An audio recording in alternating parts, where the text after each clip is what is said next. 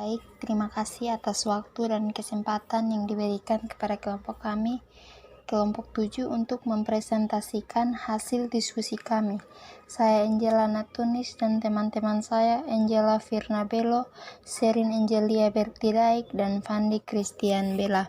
Kami akan mempresentasikan tentang tindak pidana korupsi.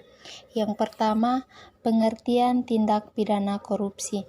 Tindak pidana korupsi yaitu bahwa setiap orang yang secara melawan hukum melakukan perbuatan memperkaya diri sendiri atau orang lain atau sesuatu korporasi yang dapat merugikan keuangan negara atau perekonomian negara, dipidana penjara dengan penjara seumur hidup.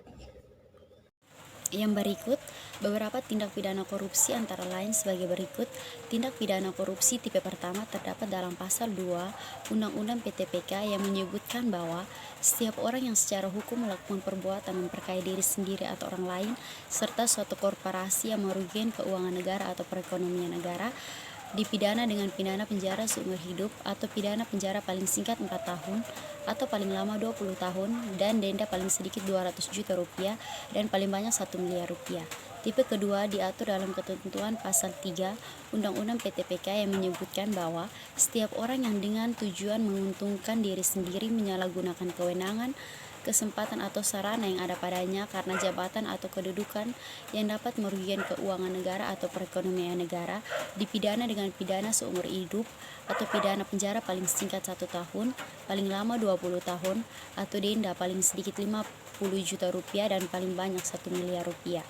Korupsi tipe ketiga terdapat dalam ketentuan pasal 5, 6, 8, 9, 10, 11, 12, 12A, 12B, 12C dari 13 Undang-Undang PTPK berasal dari pasal-pasal KUHP yang kemudian sedikit dilakukan modifikasi perumusan ketika ditarik menjadi tindak pidana korupsi sesuai Undang-Undang Nomor 20 Tahun 2001 dengan menghilangkan redaksional kata sebagaimana dimaksud dalam pasal-pasal KUHP seperti formulasi dalam ketentuan Undang-Undang Nomor 31. Korupsi tipe keempat adalah tipe korupsi percobaan, pembantuan atau permufakatan jahat, serta pemberian kesempatan sarana atau ketenangan terjadinya tindak pidana korupsi yang dilakukan oleh orang di luar wilayah Indonesia dalam pasal 15 dan pasal 16 Undang-Undang PTPK. Korupsi tipe kelima ini sebenarnya bukanlah bersifat murni tindak pidana korupsi, tetapi tindak pidana lain yang berkaitan dengan tindak pidana korupsi sebagaimana diatur dalam bab 3 pasal 21 sampai dengan pasal 24 Undang-Undang PTPK. Asas-asas hukum dalam tindak pidana korupsi. Secara hukum, asas legalitas terdapat di pasal 1 KUHP. Tiada satu perbuatan dapat dipidana kecuali asas kekuatan aturan pidana dalam perundang-undangan yang telah ada sebelum perbuatan dilakukan. Hal ini sejalan dengan tindak pidana korupsi maupun tindak pidana lainnya, tentu harus tercipta terlebih dahulu regulasi yang melegalkan atau tidak melegalkan suatu perbuatan sehingga jelas perbuatan tersebut termaksud dalam tindak pidana atau bukan. Asas-asas tindak pidana korupsi lain terdapat dalam Undang-Undang TPPU Nomor 8 Tahun 2010 sebagai berikut. Yang pertama, asas presumption of guilty atau praduga bersalah. Pasal 35, yaitu terdakwa tidak dapat membuktikan asal-usul harta kekayaan, maka terdakwa dapat dipersalahkan dengan tindak pidana pencuri uang. Yang kedua, pasal 68.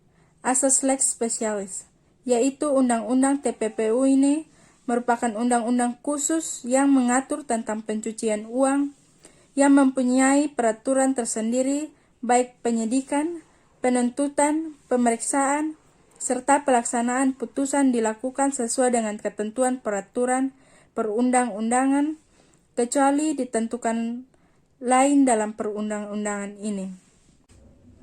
Yang berikut asas pembuktian terbalik pasal 77 dan 78 ayat 1 dan 2, yaitu terdakwa harus membuktikan asal-usul dana atau harta kekayaan yang dimiliki untuk membuktikan kehalalan hartanya tersebut, tetapi melalui penetapan hakim.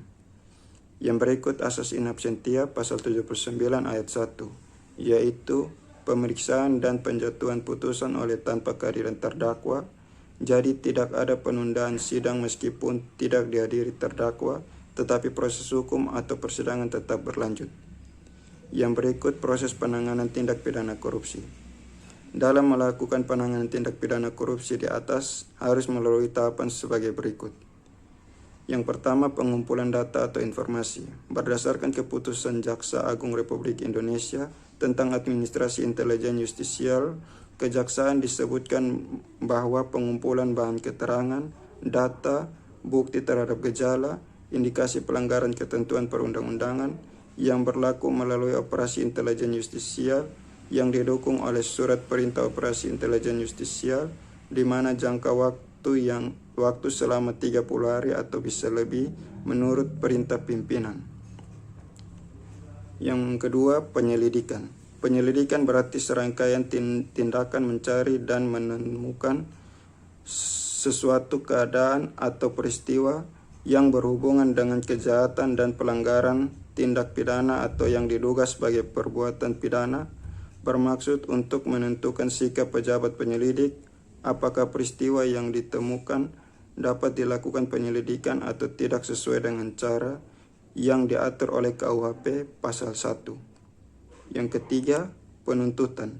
Penuntutan adalah tindak pidana penuntut umum untuk melimpahkan perkara ke pengadilan negeri yang berwenang dalam hal menurut cara yang diatur dalam undang-undang dengan pemerintah supaya diperiksa dan diputus oleh hakim di sidang pengadilan. Di intern kejaksaan disebutkan bahwa dalam bidang penuntutan terbagi menjadi 2. Sekian dan terima kasih.